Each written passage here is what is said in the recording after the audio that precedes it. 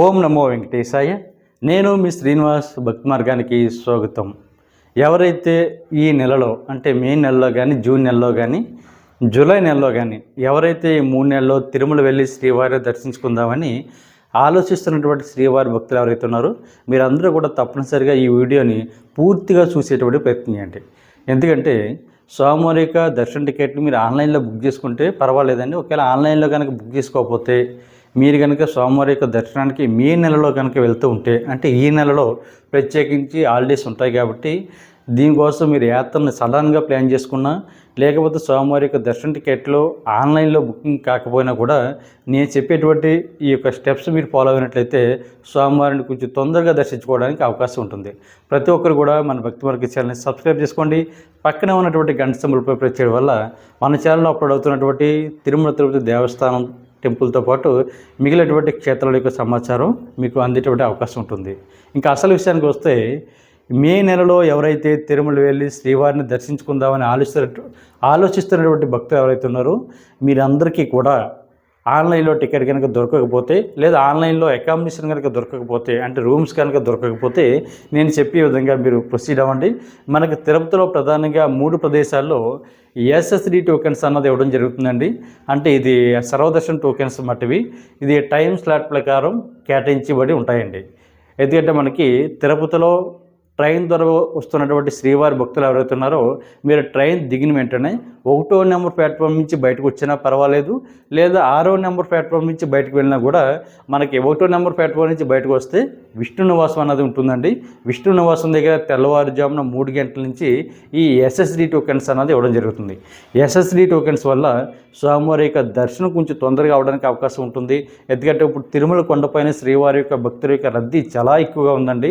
ఎందుకంటే స్వామివారి దర్శనానికి సుమారుగా 30 గంటలు ఆ టైం వరకు పడుతూ ఉంది ఇప్పుడు. ఎందుకంటే అంత మండేటెడ్ ఎండలో కూడా స్వామివారి దర్శించుకోవడానికి భక్తులు వెయిటింగ్లో ఉండడం జరుగుతుంది. కాబట్టి ఏంటో మంట వరకు కూడా అంత టైం పట్టేది కాదండి. ఎందుకంటే చాలా తొందరగా ఒక 6 గంటలు, 7 గంటలు, 8 గంటల్లో స్వామివారి యొక్క దర్శనం అయితే అయిపోయేది. కాకపోతే ఇప్పుడు ఈ యొక్క 2-3 డేస్ బట్టే స్వామివారి యొక్క రద్దీ అన్నది తిరుమల కొండపైన పెరుగుతూ వస్తుంది.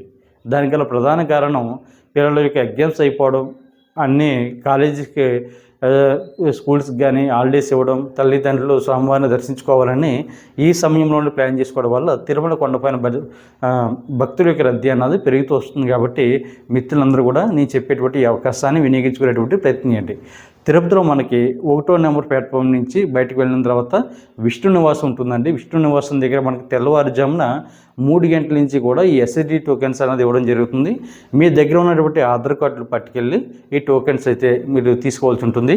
ఈ 12 సంవత్సరాల లోపు ఉన్నటువంటి పిల్లలకైతే అవసరం లేదు, కానీ 12 సంవత్సరాలకు పైబడిన వారు ఎవరైతే ఉన్నారో మీరందరూ కూడా తప్పనిసరిగా ప్రతి ఒక్కరు కూడా లైన్లో నుంచుని ఈ యొక్క స్వామివారి యొక్క ఎస్ఎస్డి టోకెన్స్ అయితే తీసుకోవాలండి. కుటుంబ సభ్యులు ఎంతమంది ఉంటే అంతమంది కూడా మీరు లైన్లో నుంచి ఈ టోకెన్స్ అయితే తీసుకోవాలి. చాలామంది మిత్రులు అడుగుతున్నారు, సార్ నేను ట్రైన్లో ఉన్నానండి, అక్కడ మా ఫ్యామిలీకి సంబంధించిన బట్టి కొంతమంది పర్సన్స్ ఉన్నారు, వాళ్ళ టోకెన్ తీసుకొచ్చారని అడుగుతున్నారండి.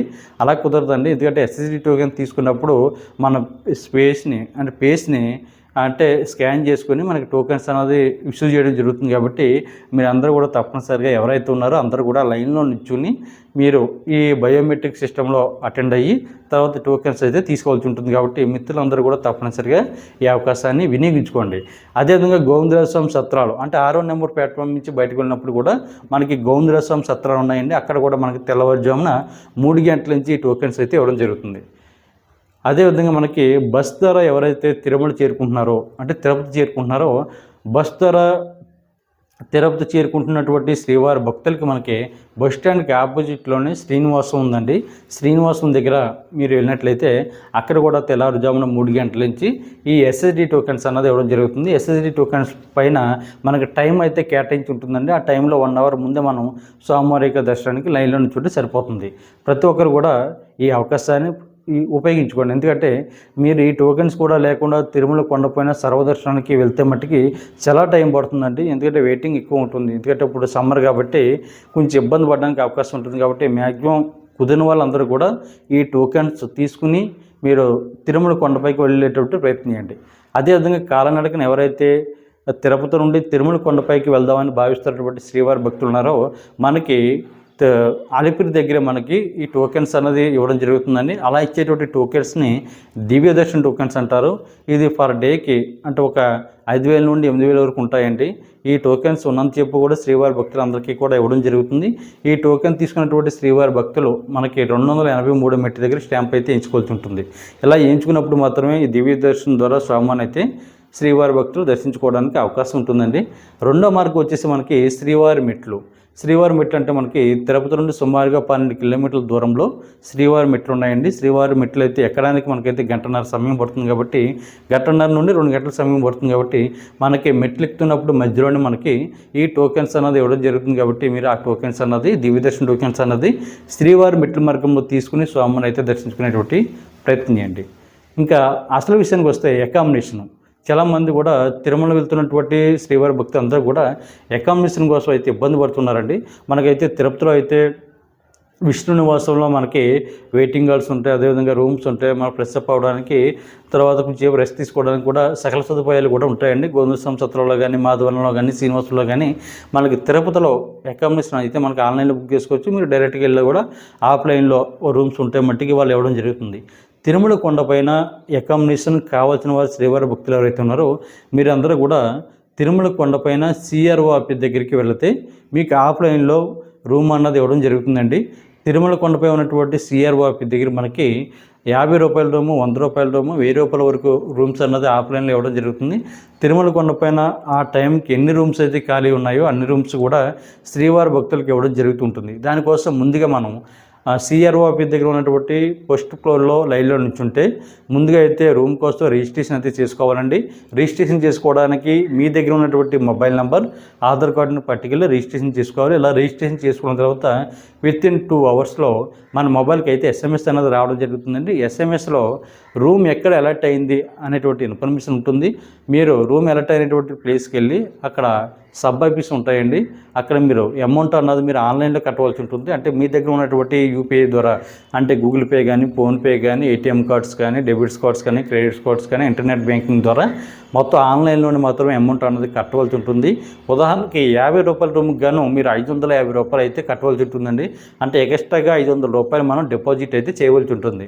ఈ 500 రూపాయలు మనకి తిరిగి ఎప్పుడు ఇస్తారు అంటే మనకి రూమ్ ఖాళీ చేసిన తర్వాత, అంటే రూమ్ అన్నది మనకి 24 గంటలకి టీటీడీ వారు మనకి రూమ్ అన్నది ఇవ్వడం జరుగుతుంది కాబట్టి 24 గంటల తర్వాత మనకి రూమ్ ఖాళీ చేసిన తర్వాత మనకి 4 నుండి 7 రోజుల్లో మనకి అమౌంట్ అన్నది మీరు ఆన్లైన్ బ్యాంకింగ్ ద్వారా చేశారు కాబట్టి డీటెయిల్స్ అన్నీ కూడా వాళ్ళ దగ్గర ఉంటాయి కాబట్టి అమౌంట్ అన్నది మనకి రీఫండ్ చేయడం జరుగుతుంది. కాబట్టి మిత్రులందరూ కూడా గుర్తుపెట్టుకోండి. ఒకవేళ రీఫండ్ కనుక రాకపోతే మీరు రూమ్ ఖాళీ చేసేటువంటి ప్లేస్ ఏదైతే ఉందో అక్కడే సబ్ ఎంక్వైరీ ఆఫీస్ ఉంటాయి కాబట్టి దాని బ్యాక్ సైడ్ మనకి నోటీస్ బోర్డులో ఈ రీఫండ్కి సంబంధించిన బట్టి email ID, toll free number, enquiry details అన్నీ కూడా అందరూ ఉంటాయండి. మీరు ఒక ఫోటో తీసుకోండి.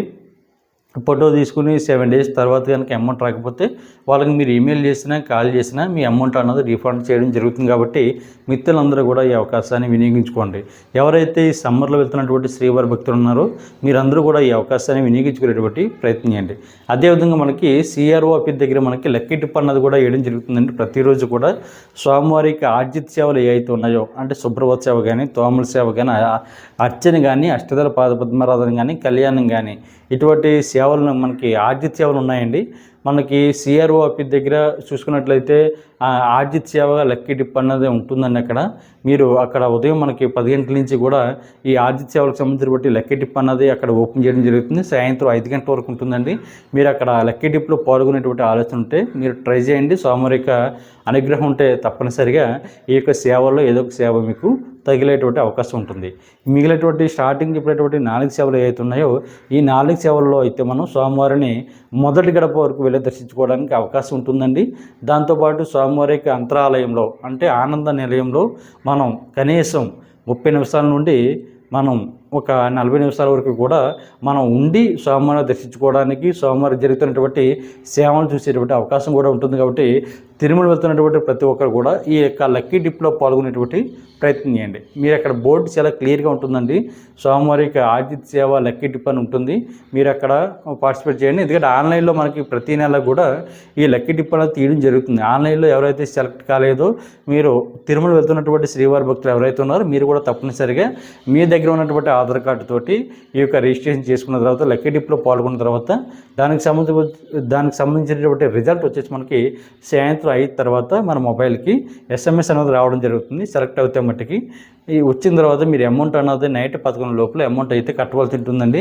ఉదాహరణకి సుప్రభాత సేవకి 120 రూపాయలు, తోమల సేవకి 220 రూపాయలు, అష్టదళ పాద పద్మారాధనకి 1250 రూపాయలు, అర్చనకి 220 రూపాయలు, కళ్యాణం టికెట్కి మనకు వచ్చేసి 1000 రూపాయలు. అంటే భార్య భర్తలు ఇద్దరండి కళ్యాణం అంటే. కొత్తగా మ్యారేజ్ అయిన వాళ్ళకి అక్కడే వాళ్ళు డైరెక్ట్గా మనకి కళ్యాణం టికెట్ అన్నది ఇవ్వడం జరుగుతుందండి. తిరుమల కొండపైన ఎవరైతే మ్యారేజ్ చేసుకున్నారో వాళ్ళకి డైరెక్ట్గా వాళ్ళు స్వామివారి యొక్క కళ్యాణం టికెట్ అయితే ఒకటి ఇవ్వడం జరుగుతుంది. కాబట్టి ఈ అవకాశాన్ని శ్రీవారి భక్తులందరూ కూడా ఉపయోగించుకునేటువంటి ప్రయత్నం చేయండి. ఓం నమో వెంకటేశాయ.